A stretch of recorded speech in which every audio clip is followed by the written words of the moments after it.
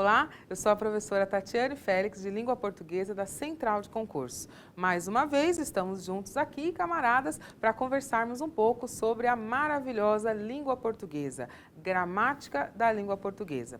A nossa proposta, como sempre, é mostrar, a partir de alguns trechinhos de músicas, temas que são importantes para nós.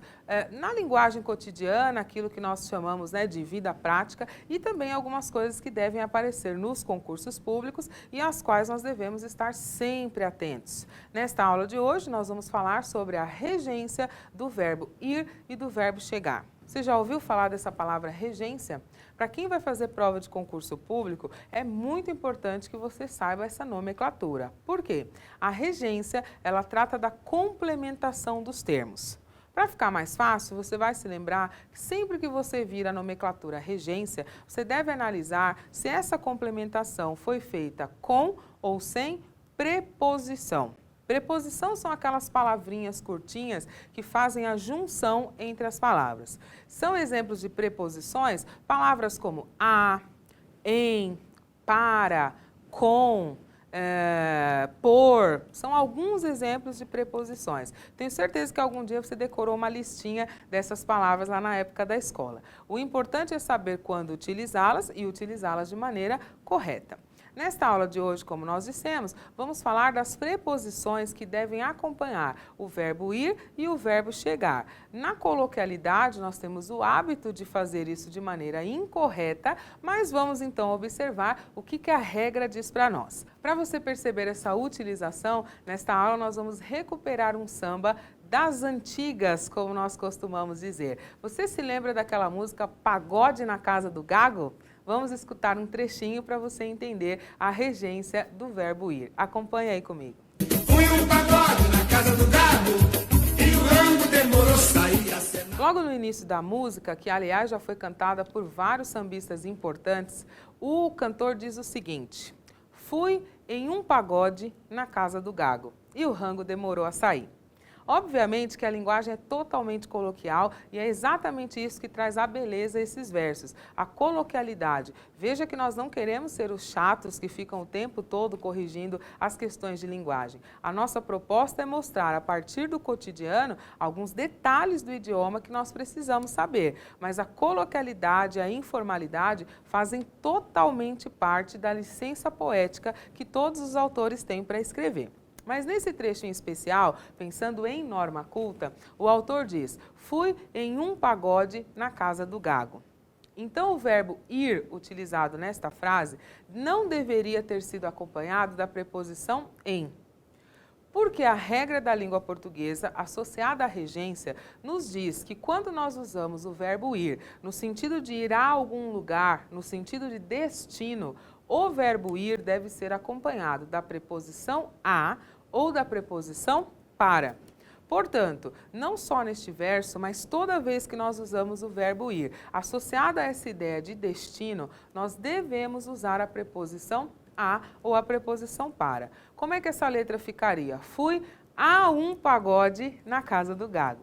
Nós temos o hábito, por exemplo, no dia a dia de falar, eu vou no banheiro, eu vou no banco, eu vou na aula. Por mais que essa forma seja coloquial, a regra nos diz que nós deveríamos usar, então, a preposição a ou para. Essas frases que eu disse ficariam de que maneira? Vou ao banheiro, vou ao banco, vou à aula. Inclusive, esse é a aula com acento indicador de crase, mostrando que há uma preposição e um artigo. Toda vez que nós usarmos, então, o verbo ir com essa ideia de destino, nós devemos usar preposição a ou para. Se nós usarmos a preposição em, o sentido atribuído a este verbo vai ser outro. Quando nós dizemos que vamos em, nós queremos indicar a este verbo a ideia de meio de transporte utilizado para ir. Então, por exemplo, vou em um carro, irei em uma charrete. Aí tudo bem. Nesse sentido, nós teríamos até um problema de interpretação. Se você diz então que vai no banheiro, você está dizendo que vai usar o banheiro como meio de transporte, o que obviamente não faz muito sentido, né? Então, não é só uma questão de gramática, é uma questão também de interpretação. A partir de agora, quando você pensar então no verbo ir, no sentido de destino, que é o que nós mais utilizamos, devemos usar a preposição a. A mesma coisa que acontece com o verbo ir, nesta situação, acontece também com o verbo chegar. Ou seja, quando nós temos a ideia de destino a que vamos chegar, o verbo chegar deve ser usado também com a preposição a. Para você se lembrar não só dessa utilização, mas para você se lembrar de um pagode lá dos anos 90, eu vou te mostrar uma música do Só Pra Contrariar, A Barata. Quem é que nunca cantou essa música? Acompanha aí comigo. Em casa, a barata da vizinha está na minha cama. Toda vez que eu chego em casa, a barata da vizinha está na minha cama. Eu tenho certeza que você se empolgou totalmente com essa música, mesmo que seja só um trechinho, eu tenho certeza que você deu uma sambadinha aí na sua casa. O Só Pra Contrariar diz o seguinte: toda vez que eu chego em casa, a barata da vizinha está na minha cama. Por mais que seja tradicional nós falarmos assim, por mais que seja coloquial nós falarmos assim, a norma culta nos diz outra coisa. E o que a norma culta nos diz? Que o verbo chegar, assim como o verbo ir, que nós vimos agora há pouco, quando são usados nessa indicação de destino, nessa ideia de lugar para onde vamos ou aonde chegamos, deve ser usado junto desses verbos a preposição a. Então, o Só Pra Contrariar deveria cantar: toda vez que eu chego à minha casa, a barata da vizinha está na minha cama. Neste caso, nós vamos ter de utilizar o pronome possessivo minha, porque quando nós falamos chego em casa, a referência ou a interpretação é de chegar à nossa própria casa, né? Se você disser só eu chego à casa, vai ficar um sentido meio genérico. Então, o ideal para resolver esse problema é colocar um pronome possessivo. Então, eu chego à minha casa, você chega à sua casa, ok? Mas a ideia é que nós usemos, então, o verbo chegar associado à preposição a. Veja alguns exemplos do cotidiano. Cheguei em uma festa. Não é normal a gente falar isso? Ó, cheguei em uma festa e aí fulano estava lá. Se nós fôssemos pensar no português culto, nós diríamos cheguei a uma festa e não em uma festa.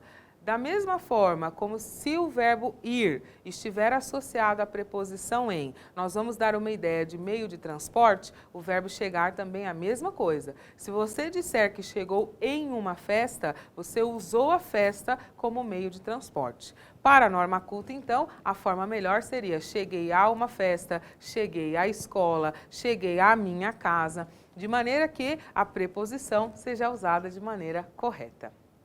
Eu sei que às vezes a formalidade, ela parece que faz com que o texto fique um pouquinho mais chato, fique parecendo que nós queremos o tempo todo pensar em regras. Mas a nossa proposta é que você melhore a comunicação, tenha mais conhecimentos gramaticais e, principalmente, acerte mais questões de concursos. O tema que nós abordamos hoje é chamado de regência. Então, nós aprendemos que o verbo ir e o verbo chegar, quando são usados para dar essa indicação de destino, a ideia de para onde nós vamos, aonde nós vamos chegar, devemos usar junto desses verbos a preposição principal, a preposição a. Aprendemos mais uma? A partir de agora você vai ao banheiro e você chega a uma festa. Deu para aprender? Espero que você aplique isso também no seu cotidiano. Na hora da prova, acerte também e vem comigo que é sucesso. Até mais!